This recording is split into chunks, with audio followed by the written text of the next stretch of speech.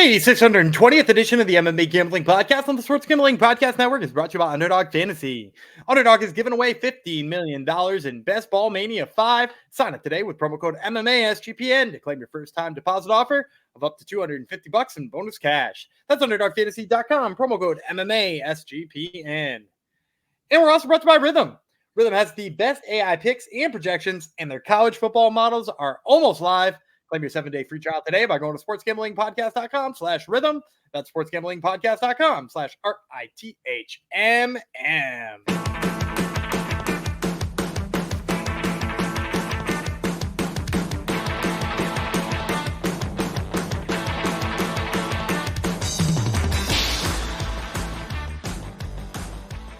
Heidi ho, degenerinos. Welcome to episode 620 of the MMA Gambling Podcast of the Sports Gambling Podcast Network. Going out to one of our friends on YouTube, Rufus Jackson. I might have given one out to you, Rufus, before, but I like your name, and you're always buttering us up with telling us how great we are, which is true. We are great. So thank you, Rufus, and thank you to the other 778 people who have subscribed to our YouTube channel as of this recording. We're up to 779 now. If you aren't one of those people, make sure you are. Make sure all your spouses, and spouses plural, I said. All your spouses plural. I've exposed Who is that you. fighter? And, who is that fighter in the UFC, the flyweight? Yeah. David Dvorak, was it? I think it was. No, it wasn't David Dvorak. Sorry, David Dvorak's wife, if you have a wife. It was a Russian guy. Yeah, I think he was a Russian guy. Could be wrong. Maybe, yeah. Crap. What's his name? Anyhow. He had the bad haircut. Yeah. He's not in the UFC anymore, is he? No, I think he was having visa troubles, and they amicably parted ways, and now he fights for ACA or something like that. And shout out to you with multiple wives. Even your Wikipedia tells everyone you have multiple wives. I don't have multiple wives. I would be Jeff Chalks Fox. Thank you for coming to the show. One wife is more than enough. Most people would agree with. This is an LFA episode, and we got some big ones going down this week. We had PFL yesterday. If you haven't listened, make sure you get in on that. Today we have LFA. It's LFA 189. It's in the United States of America, not one of the Russian ones. Salamanca, New York. I've never heard of that. Maybe my co-host has. Let's bring him in. Even though I may be closer to this place than he is. It's the one and only Daniel Gumby Vreeland. Hello. Yeah, I've been around those parts. My brother lived out that way for a little bit. It's like, it's heading out towards Buffalo. All right, well, back of the woods then. And they used to do. I think this is basically through the same, if I'm not mistaken, like through the same entertainment group that used to do those ones in Niagara Falls. Okay, It's just like a different arena. I think maybe it seats more people or something like that. The one in Niagara Falls was like kind of a, like a conference room that they put a bunch of chairs in. So I think they're probably selling well enough that they're like, let's get a real arena, and this is their answer here. Yeah, it's the Seneca Commission. So yeah, it's kind of in my neck of woods, right by Allegheny State Park, which I've seen. I think one of my friends is always going there. She's always posting amazing pictures. So maybe I will head here someday. But anyhow, that's where LFA is this weekend. LFA 189 this coming Friday. And I already introduced Daniel Gumby Vreeland. He gave us some geography lessons. We always try to teach you people. Either it could be pronunciation guides, it could be geography. We try to stay away from politics. So yeah, you learn lots on this show. Gumby, thoughts on this LFA card? Kind of underwhelming, if I'm being honest. They had there were. I mean, we're gonna break down an amateur fight to kick it off. Like it. Yeah, I wonder if that was correct. You telling me to do that fight, but so I picked it. And I'll spoil it already. We're gonna break down an amateur fight first. I picked it because I thought they were two of the fighters on the card who might have the most future potential. Like they're two very exciting amateurs. It's probably one of the most high level amateur featherweight fights you'll find out there. So I liked that. They're both undefeated. It's a fun style matchup. And in addition to that, like I had a whole bunch of other LFA fights circled, but a lot of them got canceled. They've had a lot of moving parts here. There's no title fight at the top. And then some of the other fights that I've seen on there, we don't have odds yet, but like a couple of the ones I'm going to give you that might be my lightning round picks, I just think they're like blowouts. Like I think you're going to see, massive lines on either side. So like we could have broken down a couple more fights that were going to give you like negative 800 odds that you'd never bet. But I'd rather give you this one, an amateur featherweight fight where you might find a little value. where else are you going to get this content, people? All right. You can't complain. It's free and you would never get this anywhere else. So, and we are going to have fun and we're going to make money. Gumby is up, 16 units on the year, I think, in regional picks, somewhere around there. So, yeah, you're going to make some money on the picks here. And PFL was kind of chalky yesterday. Well, Gumby took some swings, but overall kind of chalky. So we'll have to see. We don't have the odds yet for LFA. It wasn't chalky. I took 2 bombs. I know, but I think you forced those. I think they were forced. So. Okay, well, we'll find out come Friday. Let us know in the comments, please. Tell us if you like when Gumby chases the dogs. Hey, he hits them often enough that it's worthwhile taking some swings. All right, before we jump into this underwhelming LFA card, one thing that's not underwhelming is the Sports Gambling Podcast, the main podcast, the one that started it all. They have launched their 32 NFL team previews.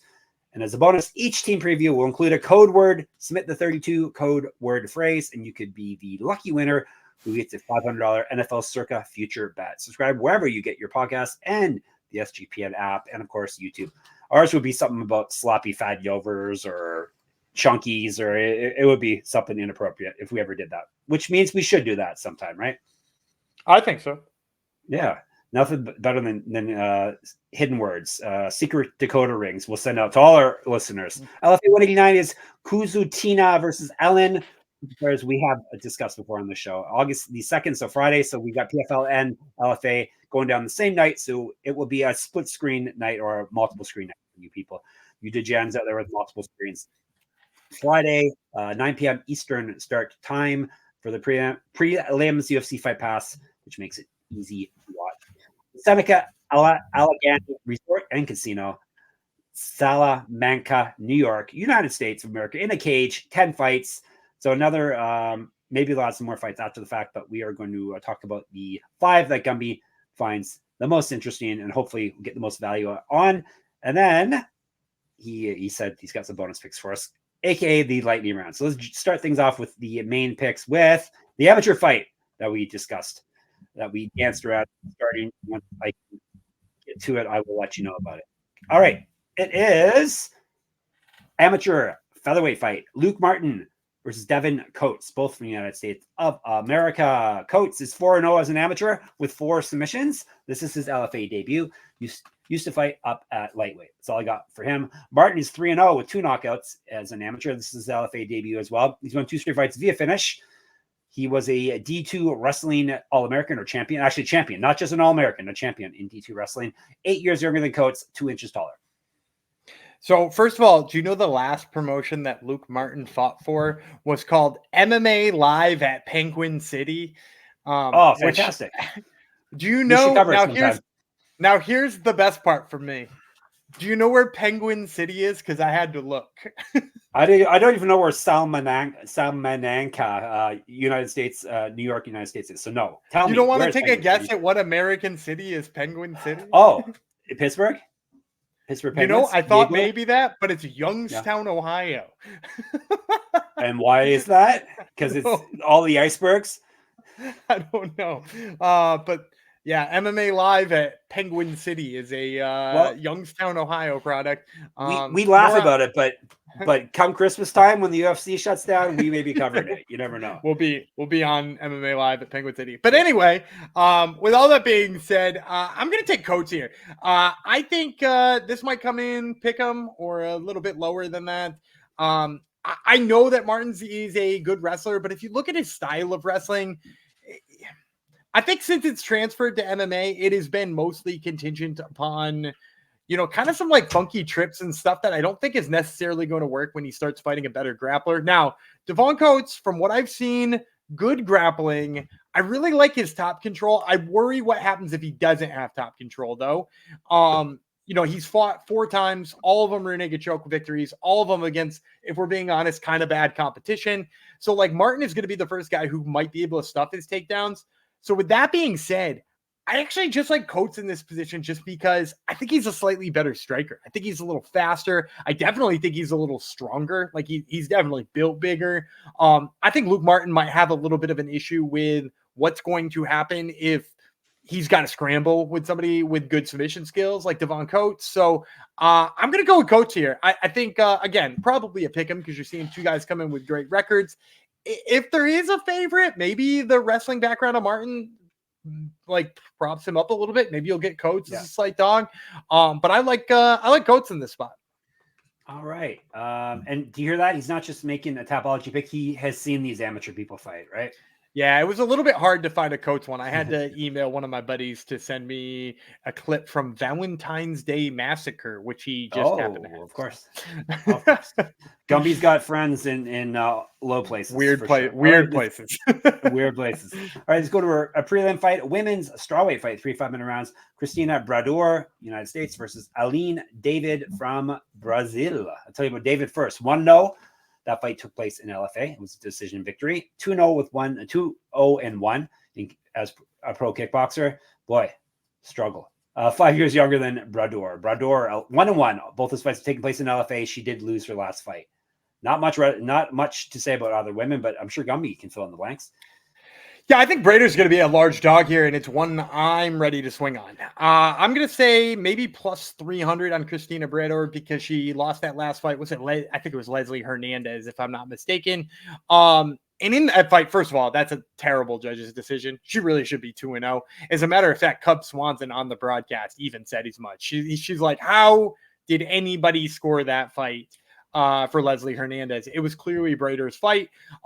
I think the thing I like most about her in this fight is that she's more technical than Aline David. If you watch Aline David fight, she throws a lot of look, they're brutal hooks. She's got a lot of power for somebody who's a strawweight, but they're wide. They have a lot of wind up on them. She turns her whole damn body to get behind it.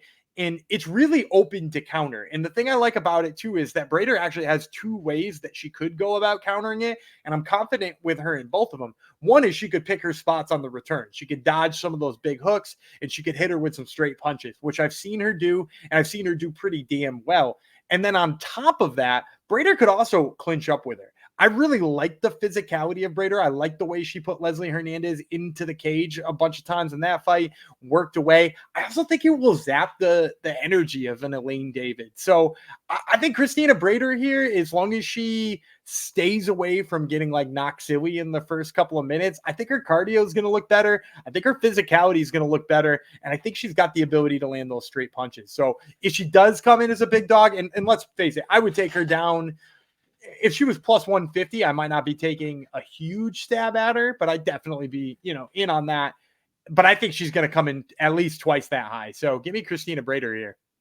And considering not many people will be betting on this fight, you better get in quick if you want to bet it, because once the Gumby disciples get in on it, it's going to go the other way probably, right? It seems to have done that pretty heavily. Like I said, I don't know if I said it on this show or last show, but CFFC, I had a favorite in the main event and a dog in the co-main event, both completely flip-flopped by fight time on some crazy money coming in on both sides. So, yep. All right. Speaking of dogs, Underdog Fantasy is with us, and they just launched Underdog Streaks. Hit your first 2 pick-em entries and then go streaking. If you can get to a 11-0 run, you can win 1,000 times your money. That's a lot of times your money. Plus, a Best Ball Mania is live with $15 million in prizes. You can now use specials to boost on all flex entries. I'm going to put you on the spot again. Do you have any plays for Monday or Tuesday? I know it's rough. It's going to be a Braves play. Sure. I guarantee you that. No. I'll go with the recently traded Randy Arozarena over for Seattle. Yep. He's going to be facing the Red Sox and Nick Pivetta. He's 8 for 21 career off of Pivetta, which is a pretty nice number. Add a pair of homers in there. He's slugging 727 against him lifetime. And then, you're seeing the total bases number only listed at 1.5. So we'll take the higher than on Randy Arozarena's total bases. All right. And he's got a fun name to say as well. All right. Sign up with our promo code, MMASGPN, to claim your special pick and first time deposit offer up to $250 in bonus cash. UnderdogFantasy.com, promo code MMASGPN. And we're brought to you by Odds Jam. Odds Jam is your one-stop shop for beating these sports books. Odds Jam uses millions of data points across every U.S. and Canadian sports book to show you the best value plays for your money. Their line shopping tool shows you the best price for any bet you want to make across countless sports books, not just DraftKings and FanDuel, but even BetOnline, Bovada, Cut, and many more. The arbitrage tool will find opportunities where you can bet both sides of the same prop on different sports books to guarantee a positive ROI. The new fantasy tool features the highest EV plays relative to the sportsbook's odds, allowing you to crush sites like Underdog Fantasy, which I do not approve of. They even have a tool for finding the best sign-up bonuses. If you're interested in trying out Odds Jam, you can get a 7-day free trial using Gumby and my link, SGPN. That is your code. And don't forget to, the link would be oddsjam.com. The promo code would be SGPN. And that gets you 35% off the first month of your subscription. So oddsjam.com, promo code SGPN. Poorly worded ad read, but I powered through it. Hopefully the boss is not listening. All right, let's move on to the next fight. Because already Gumby's the golden boy for them. I'm for that, which would make me the not golden boy of the show. So gotta watch my P's and Q's, right? They love us. I'm joking. How can they not? They do seem to like the MMA gambling podcast right now. Good publicity on the web. Good publicity. low maintenance. We just quietly do our thing, covering the weird sport that is MMA. All right, low maintenance in MMA is not usually two things that go hand in hand, but they do here. All right, we're moving on to a fight with these fighters have a bit more experience than what we've covered so far. This is a main card fight, 140-pound catchweight fight. Ashiek Ajim, I believe we have discussed him before. He's from the United States versus Micaias Ureña. We have not covered him before. He is from Barbados, I think. Dominican Republic. We haven't really covered a heck of a lot of Dominican Republic fighters. Isn't that where Waldo Cortez Acosta is from? Oh, that's right. Yep, he's one, but it's not exactly a hotbed at this point. All right, he's the Pink Ranger, Ureña. I assume that is a Power Ranger thing. So he's a nerd, like our listeners. I believe it's a Power Rangers thing. He also has pink hair, which I think is part of the reason why. But yes, the Pink Ranger wasn't one of the female Rangers, so it's a little bit of a curious nickname for him. Hey, if you say so, I'll take your word for it. The Pink Ranger is 8-2, 4 knockouts, 2 submissions. He's been knocked out twice. He pretty much owes his rounds at this point. This is his LFA debut. He's won 4 straight and 7 of 8.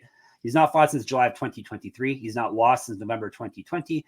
Regional champion, used to fight at bantamweight, an inch of height over Ajim. TBD is Ajim's nickname, which is great. He is 8-3, 5 knockouts, 1 submission. He's been knocked out 3 times, so he pretty much owes his rounds as well. This is his debut in the LFA as well. He's won 2 straight. Before that, he lost 2 straight. He won his last fight via TKO. He's fought at bantamweight, multiple regional championships on his mantle. Correct. Get this shirt, sportsgamblingpodcast.com/store. Get sticky. This is where we talked about him before. He fought on Contender Series, where he went 0-1. Do you remember who he fought, Gumby? Mateus Mendonca. There you go, Mendonca. And he's got an inch reach over Ureña. Gumby, go ahead. If I'm not mistaken, he lasted 47 seconds with Mateus Mendonca. It did not last long, and I had him picked in that fight too, because I thought Mendonca wouldn't be able to land his big bomb early, and then Ajim would carry on throughout the fight. And that was wrong.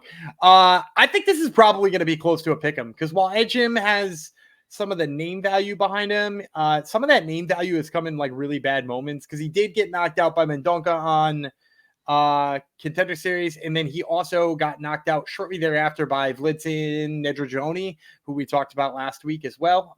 He fought on UAE Warriors. And so like Ajim has been knocked out in 2 of his last 4 fights. He does have the hands, but I think this is a spot where Ureña can knock him out too. Like I liked what I saw from, because as you mentioned, we've covered Ajim a bunch of times, CFFC, CES, Contender Series. Micaias Ureña, I had not really heard much of, so I had to like dig into him a little bit, and like low-key kind of exciting on the feet, like very good low leg kicks, very speedy. I'm not really sure where I would imagine Ajim has like an advantage, maybe the power, but even then, Ureña seems to throw really hard too. And, I kind of already fade Ajim's chin a little bit, despite the fact he hasn't been knocked out a ton. He has been twice, and once by a guy who, no offense to Vlitsin Nedrojoni, like I just don't think of him as being a big knockout threat all the time against high-level MMA fighters. So, like, I think Ureña is going to come in here. I think he's going to blast Ajim with a couple of shots. And even if he doesn't, like, as long as his cardio hangs up, I think he's the sharper striker in this fight. So give me Ureña. And I think he's going to, again, I think probably a pick him because of Ajim's recent losses and his name value. But again, maybe, kind of similar to that first fight. Like, I'm calling it a pick him from here, but it would not surprise me if Ureña like snuck into being an underdog either once the money starts coming in or it posted in a really weird spot. All right, excellent. We like hearing that. Let's move on to our co-main event already. It's a lightweight fight. James Gonzalez, United States versus Ilyor Bakhtiyar Uulu. Did I say that right? We've talked about him before, haven't we? Ilyor Bakhtiyar Uulu. Right, from Kyrgyzstan. This is a 155, so lightweight fight, 3 5-minute rounds. Uulu, 8-2, 3 knockouts, 1 submission. He's been submitted once, 0-1 in the LFA. He's won 6 of his last 7, including his last fight. I told you he was 0-1 in LFA already. He fought at 145 pounds in the past, 2 inches taller than Gonzalez. Gonzalez is the alley cat, 11-7, 3 knockouts, 3 submissions, never been finished in a fight. This is his debut in LFA. 1-2 over his last 3, 3-3 over his last 6. 1 his last fight via submission, 1-2 in Bellator, 1 no PFL. Used to fight at featherweight. He's got multiple regional championships on his mantle. Correct. Get the shirt, sportsgamblingpods.com/store. Has missed weight before at featherweight. 1-0 as a pro grappler, and that's all I got. So I think Bakhtiyar is going to be a big favorite here. Also, just for the record, Uulu at the end of a name is like, if I'm not mistaken, and correct me if I'm wrong, anybody who happens to be from Kyrgyzstan and can comment in there, I believe it is similar of like having an OV at the end of your name when you're Russian, meaning son of. Okay. So I think he's the son of Bakhtiyar. And that's how that name works. But Bakhtiyar here, I think is going to be a big favorite. Let's say -250, while James Gonzalez has fought for some promotions that you've heard of, right? Like he was on PFL Challenger Series and stuff like that. And, fared so-so in those fights. Like I just watch his fights and I just see him being extremely hittable. Like in that fight, he fought Singh. What was Singh's first name? Vikas Singh. So he was fighting Vikas Singh in that fight. And when he fought him, like Singh was backing him up with strikes. He landed a big right hand, basically had Gonzalez wobbled to the point where he was like pouring it on, and Gonzalez threw like a Hail Mary strike that seemed to like get him off of him. And like that ultimately won him the fight.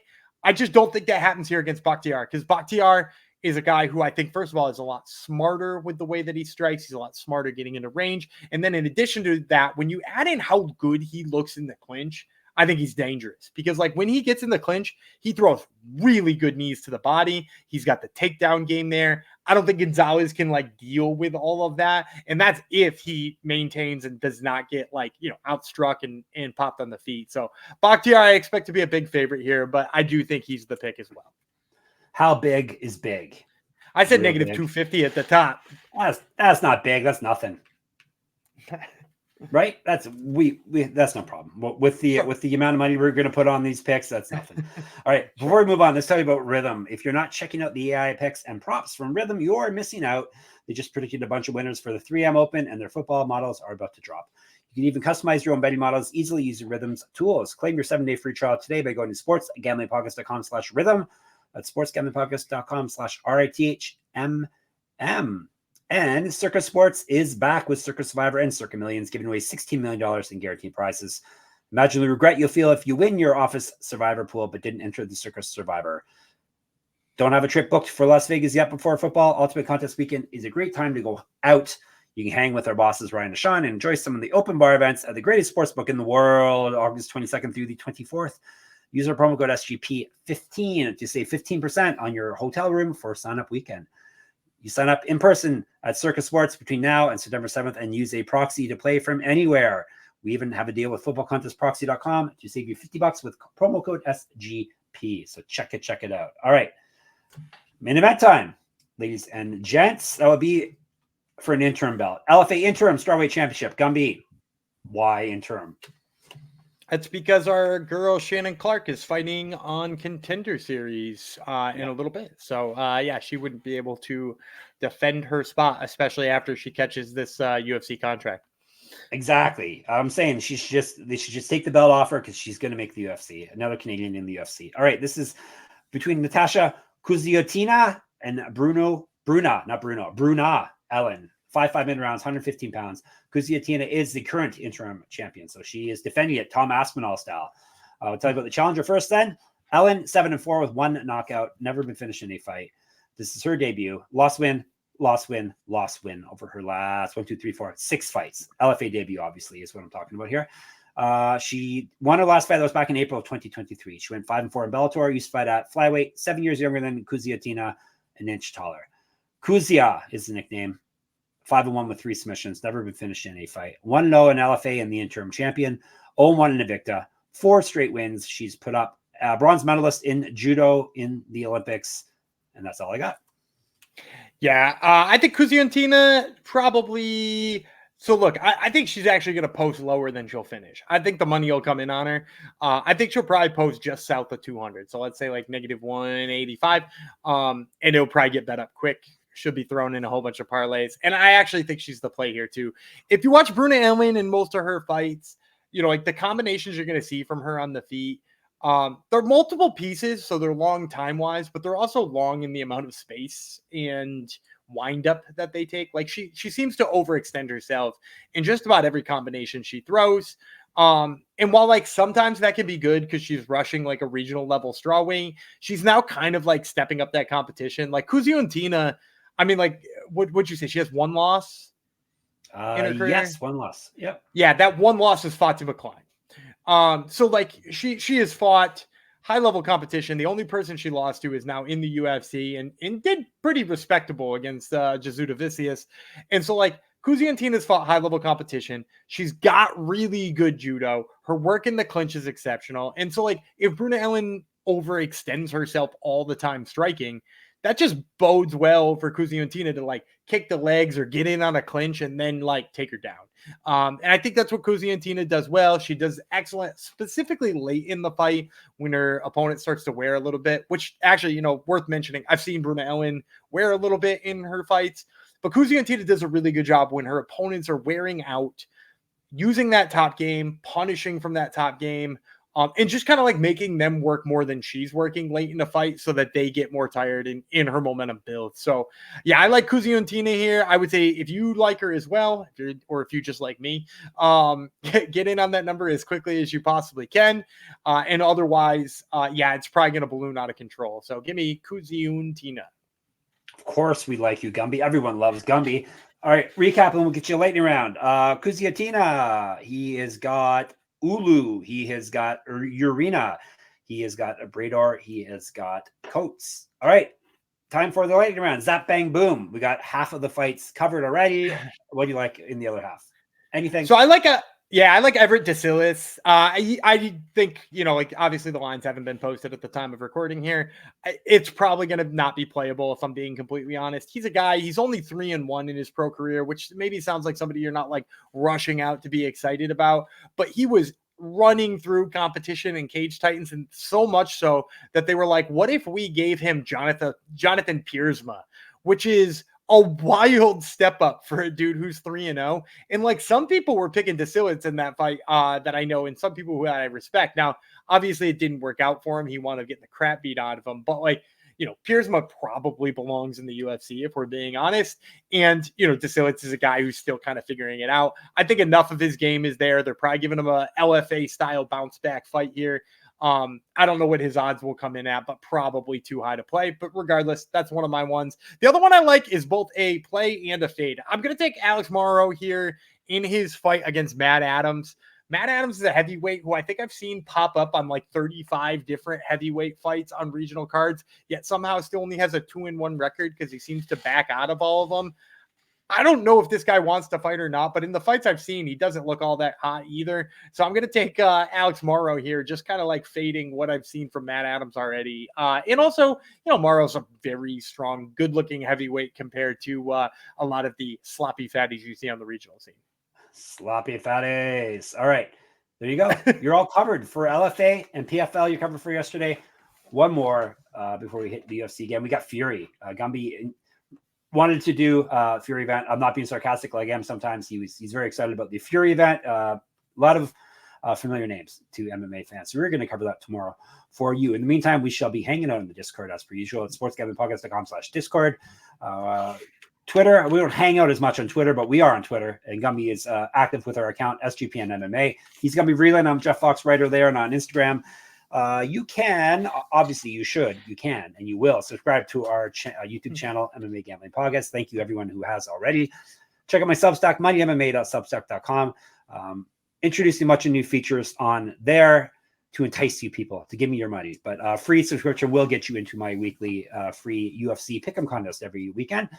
Gummy's got Talk Turtle MMA podcast that he hosts minus me. Do we know who's on this week? We do. We're talking to Lupi Godinez, who's just about to fight in Abu Dhabi. And a little bit later on in that show, I introduced the world to Joey Hart, who is going to be on Contender Series. He actually reveals his matchup on that episode, so we get to hear who he's fighting for the very first time. And man, if you have not seen this guy fight on the regional scene, you absolutely have to. Joey Hart, he has been compared to Peyton Talbot and Sean O'Malley already, both because of the hair and the striking style. All right, there you go. Check it out. And of course, what else should you do? You should check us out at sportsgamblingpodcast.com, sportsgamblingpodcast.com/store, sportsgamblingpodcast.com/Patreon. Gummy, get us out of here. All right, I'm Data Gummy Freeland. He's Jeff TBD Fox, and we will see you tomorrow.